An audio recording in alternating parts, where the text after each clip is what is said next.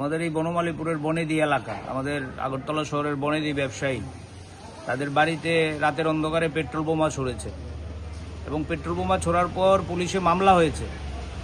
মামলার পর 1 মাস অতিক্রান্ত, পুলিশ কোনো ইনকোয়ারিতে আসেনি। 1 মাস পরে যেদিন পুলিশ বাড়িতে ইনকোয়ারি এসছে, বাড়িতে পুলিশ ইনকোয়ারি করছে, এই সময় বাড়ির একজন কর্তা যখন বাড়িতে ঢুকছে পুলিশকে সাহায্য করার জন্য, তখন আবার সমাজদ্রোহীরা ওনার মুখে স্প্রে মেরে দিয়ে ওনার গলার হাড় নিয়ে গেছে। বাড়িতে পুলিশ, গেটের মধ্যে ডাকাতি।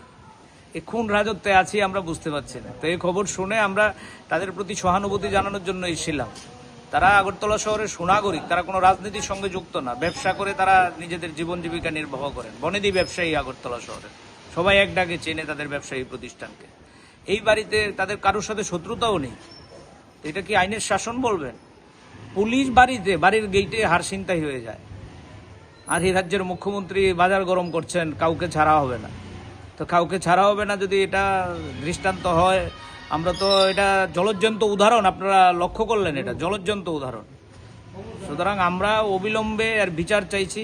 আমরা পুলিশের কাছে যাব, দ্বারস্থ হব, পুলিশকে আমরা বলবো এই ঘটনার অবিলম্বে তদন্ত করে দোষীদের গ্রেপ্তার করে দৃষ্টান্তমূলক শাস্তি দিতে। যদিও এই রাজ্যে শাস্তি বলতে কিছু নেই, এই রাজ্যে আসামিরা ঘুরে বেড়ায়, শাস্তি পায় না।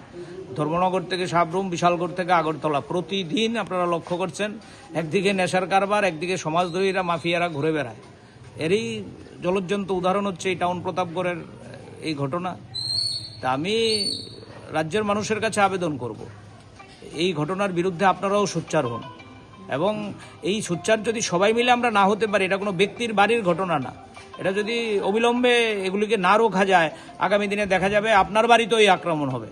সুতরাং আমরা গোটা রাজ্যকে বাঁচানোর জন্য, গোটা এলাকাকে বাঁচানোর জন্যই আমরা এই ঘটনায় সরব হয়েছি এবং এখানে এসেছি, এবং আমরা পুলিশের দ্বারস্থ হব, বিচার চাইব, এ নিয়েই আমরা এখানে এসেছি।